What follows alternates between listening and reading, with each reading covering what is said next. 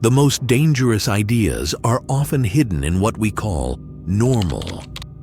But what if socializing, that great pillar of human connection, is one of them? What if behind every polite conversation, every shared smile, every group identity, there lies a quiet erosion of the individual soul? Carl Jung once warned that the crowd is not merely a collection of people. It is a psychological force. It dissolves boundaries, absorbs conscience, and creates illusions of meaning that feel safe precisely because they are shared.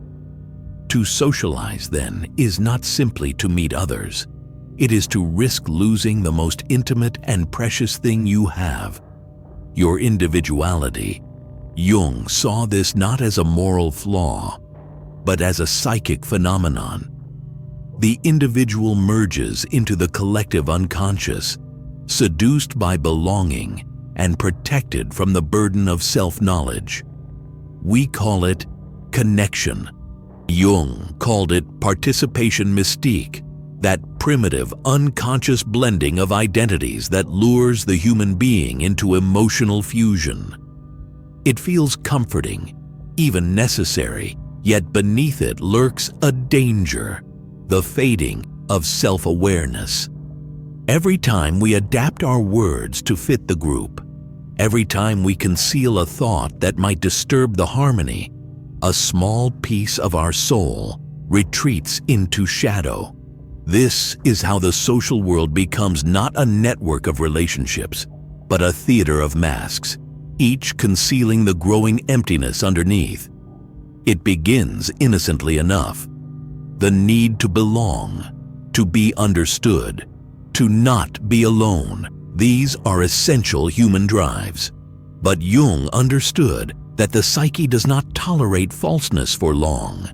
When authenticity is sacrificed to conformity, the unconscious retaliates.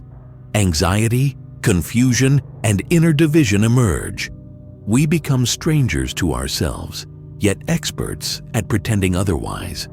We call it fitting in, but what we often mean is disappearing gracefully. In modern life, this process has become almost invisible. Social media, public image, even casual conversation all operate under the silent law of collective approval. The I that dares to stand apart is quickly absorbed or exiled. Jung warned that such homogenization breeds neurosis because the psyche cannot thrive on imitation. To live truthfully requires the courage to be misunderstood, the patience to endure solitude, and the will to confront one's own darkness, all of which the collective seeks to neutralize. Here lies the paradox. We are social beings, yet individuation, the very goal of Jungian psychology, demands a withdrawal from the social current. To become whole, one must temporarily step outside the circle. But doing so feels like betrayal. The group calls you arrogant, aloof, or strange. In truth, you are becoming conscious. Jung wrote that the path to individuation is not a straight ascent, but a painful descent into isolation, the refusal to let society define the soul. What makes this danger so insidious is that it disguises itself as virtue. Cooperation, friendliness, empathy, all beautiful qualities, can become tools of repression when used to maintain psychic comfort. We fear conflict not because we love peace, but because it threatens our sense of belonging.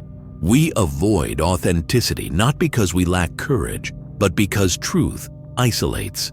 Thus, the social self becomes a polished facade, while the inner self starves in silence.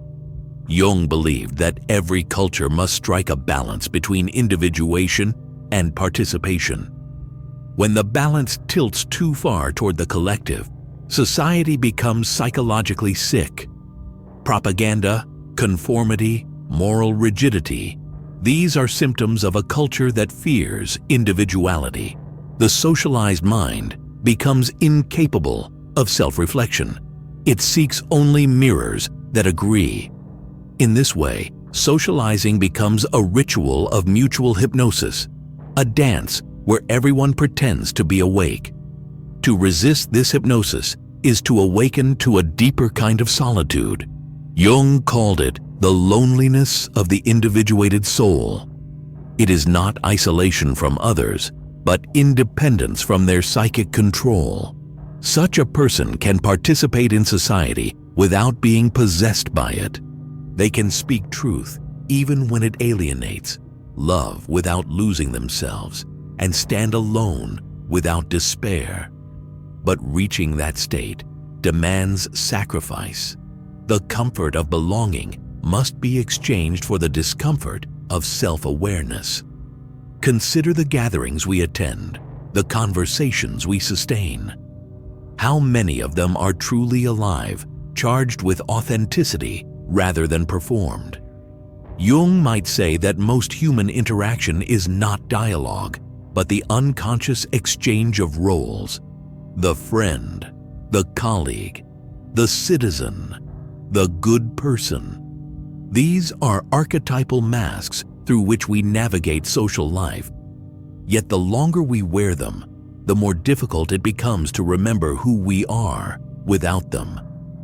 This is the hidden danger of socializing, not that it connects us, but that it sedates us. The more we identify with the collective mind, the less we can hear the subtle voice of the self, that inner center which Jung called the totality of being. The crowd offers belonging, but the self offers meaning, and the two are rarely found in the same place. Jung's warning is not to reject society, but to see it clearly, to enter it consciously, aware of its power to both nourish and consume. To socialize without awakening is to drift into unconscious conformity. But to socialize with awareness is to engage the world as a sovereign individual, rooted in one's own truth. The task, then, is not isolation, but integration, to meet others not as fragments seeking validation, but as whole beings capable of genuine encounter. The question remains, are we brave enough to be alone in order to truly connect?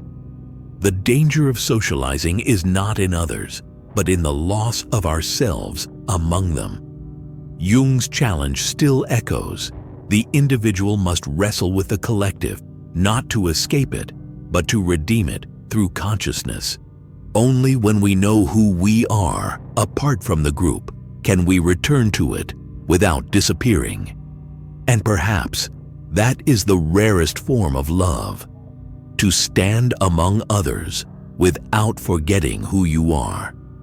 To continue Jung's thought, we must look deeper into the psychic machinery that drives our compulsion to socialize.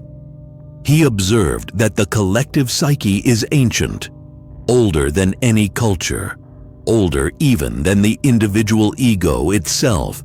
It carries the instincts of the tribe, the emotional memories of survival, the inherited fear of exile. To step outside the group once meant death. Thus, even in our modern world of comfort and freedom, a part of us still trembles at the thought of standing alone. The body reacts as though solitude were starvation and social disapproval, a mortal wound. This is why conformity feels safe. It satisfies an archaic instinct. But Jung would argue that psychological evolution demands we transcend this instinct, not surrender to it. The modern individual's task is not mere adaptation to the group, but conscious differentiation from it.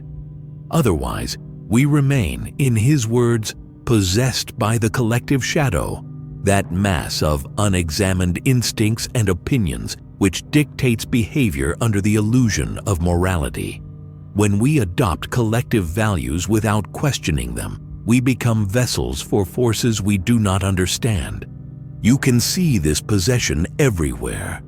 in the moral outrage that spreads like contagion, in the craving for approval disguised as virtue, in the endless performative empathy that replaces authentic feeling.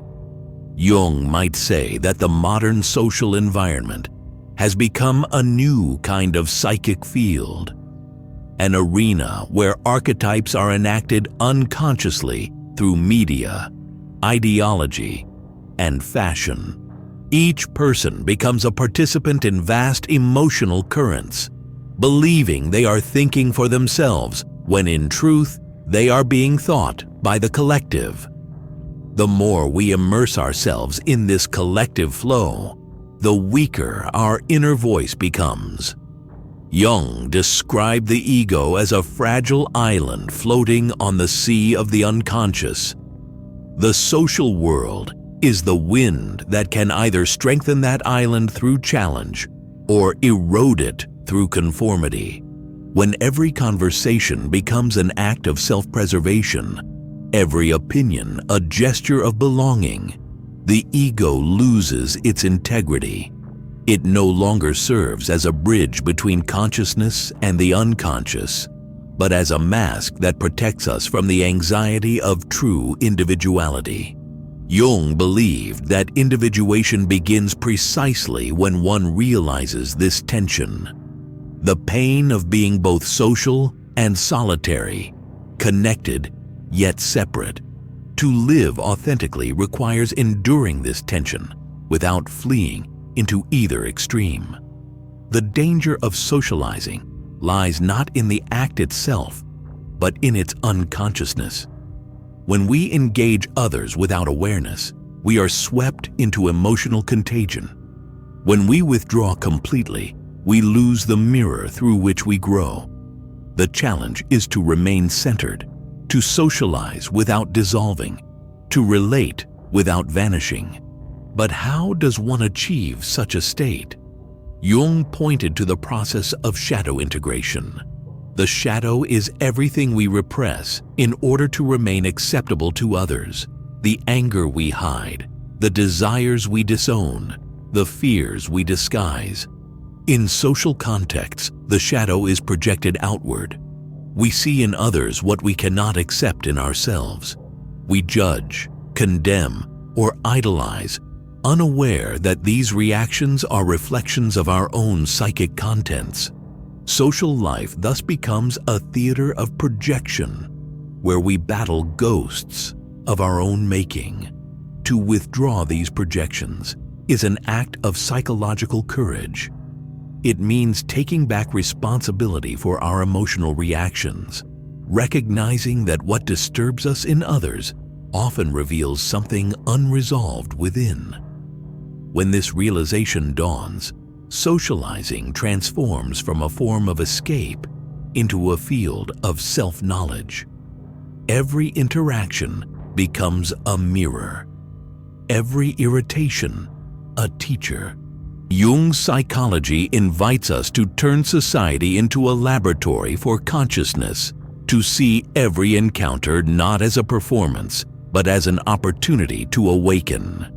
Yet this awakening isolates us. Awareness separates because few are willing to see the truth of their own projections. The more conscious we become, the lonelier we may feel. Jung often warned that individuation is not a path to comfort, but to wholeness, and wholeness includes the unbearable. The individuated person sees the unconscious dynamics of others and must resist the temptation to judge or withdraw entirely. Instead, they must hold their ground, quietly maintaining inner autonomy amid collective illusions. This, Jung said, is the true test of maturity. In this light, the hidden danger of socializing is not simply conformity, but unconscious fusion, the merging of psyches without awareness. It masquerades as empathy, but it is closer to psychic infection.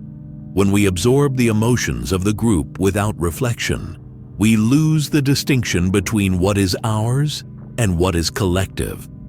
The result is confusion, fatigue, and a strange emptiness that no amount of social interaction can fill.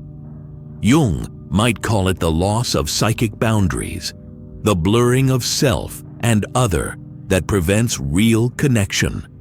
True relationship, in Jung's view, begins only when two individuated souls meet. It is not based on need, fear, or agreement, but on mutual recognition. Such connection is rare because it requires both parties to have faced their own unconscious, to have withdrawn projections and stood alone in their own darkness. Only then can they encounter another without illusion.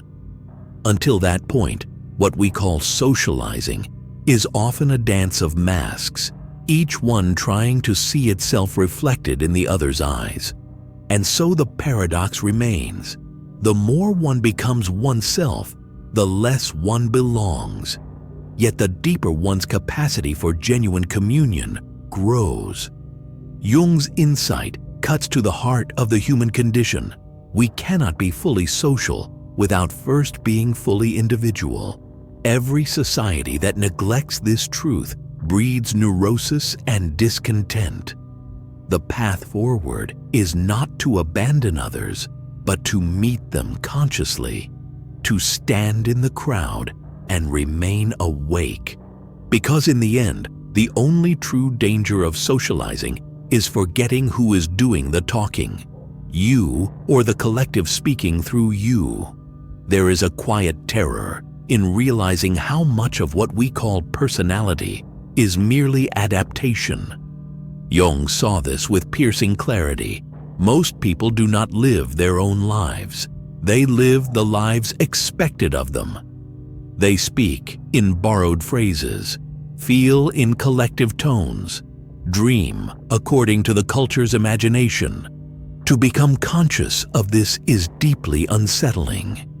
It feels as though the ground beneath the psyche begins to crumble. Who am I if not the reflection of others' expectations? This question is not merely philosophical, it is existential.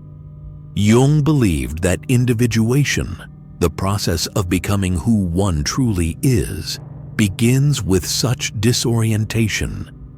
The collapse of the social self is a kind of inner death, but necessary.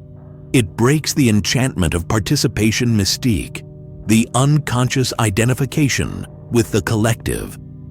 In this death, the individual encounters what Jung called the self, that deeper center of being that exists beyond persona and role. The self is not isolated. It connects to the totality of life. Yet to reach it, one must first renounce the comfort of social identity. In everyday life, the collective self is maintained by a subtle economy of fear. We fear rejection, misunderstanding, and ridicule, not because they are physically harmful, but because they threaten our symbolic existence. The collective defines what is real and acceptable. Stepping outside of it feels like vanishing into non-being. Jung understood that this fear is the modern equivalent of ancient exile. The tribe no longer banishes with spears, but with silence and invisibility. To live authentically, therefore, one must bear the psychological wound of exclusion, the pain of being unseen by the collective mind. But within that pain lies the seed of freedom. The one who can endure misunderstanding begins to live by inner authority. Jung described this as a transition from outer morality to inner law, from conforming to collective values to listening to the voice of the self. It is not rebellion, but alignment with a deeper order. Such a person no longer seeks approval, for they act from necessity, not imitation. Yet this shift can only happen when the individual confronts the falseness of their social persona and dares to let it fall apart. Imagine for a moment what socializing would look like if everyone spoke from the center of their being rather than from the surface of their role. Conversations would slow down, become charged with silence. Politeness would give way to presence.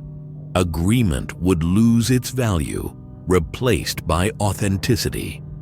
Jung might say that such encounters would border on the sacred, for they would reveal the self in each participant. But this is rare because it requires both vulnerability and awareness, two qualities the collective mind fears most. The modern world, in Jung's eyes, is a theater of mass identification. Political movements, celebrity culture, online tribes, all function as substitutes for the ancient religious experience of unity. They offer belonging without transformation, excitement without depth. This is why Jung warned that the loss of individual consciousness always precedes cultural catastrophe. When enough people surrender their autonomy to collective emotion, society becomes possessed by its own shadow. What begins as social harmony often ends as moral fanaticism, because the repressed individual shadow returns on a massive scale. To resist this possession is not easy. It demands a kind of inner discipline, the ability to pause before reacting, to question one's motives, to see the unconscious at work within the group. Jung called this holding the tension of opposites. It is the act of staying awake in a dream that everyone else believes is reality. It means seeing both the necessity of society and its danger, both the beauty of connection and its cost. To live in this awareness is psychologically demanding, but it is the only path that leads to maturity. Even in solitude, the collective lives within us. We carry internalized voices, parental commands, cultural ideals, moral judgments. Jung referred to this as the psychic inheritance of the species. It is not enough to physically withdraw. One must also disentangle internally. Every time we silence ourselves to maintain peace, every time we smile to hide dissent, we reinforce the collective's power within our own psyche. Freedom begins the moment we recognize this inner conformity and refuse to obey it. The outer crowd may remain, but the inner crowd begins to dissolve. Over time, something extraordinary happens.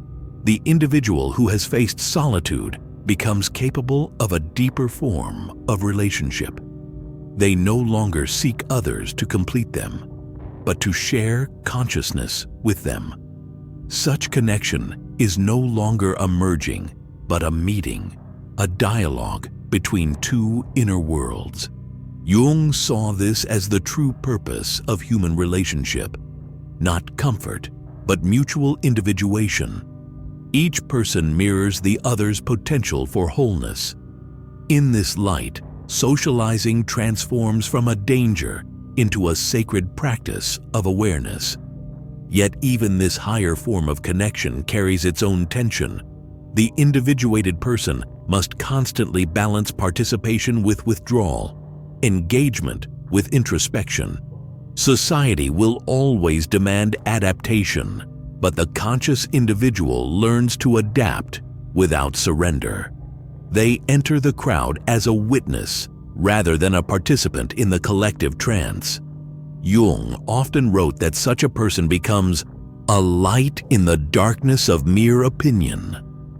Their very presence challenges the unconsciousness of others, not through argument, but through authenticity. And so, we return to the paradox from which we began. The danger of socializing is also its opportunity. The same forces that threaten to dissolve the self can also refine it, if met consciously. Every conversation becomes an alchemical vessel, a crucible where individuality and collectivity meet, clash, and transform. To remain awake within that crucible is to live as Jung envisioned, not a hermit fleeing the world, but a soul aware of its own depths, standing unshaken amid the psychic storm of society. Because the true measure of consciousness is not how well one escapes the collective, but how fully one remains oneself within it. Jung once wrote that loneliness does not come from having no people around you, but from being unable to communicate the things that seem important to you. In this single sentence lies the entire tragedy and redemption of social existence. We long to connect, yet we often conceal the very essence that would make that connection real.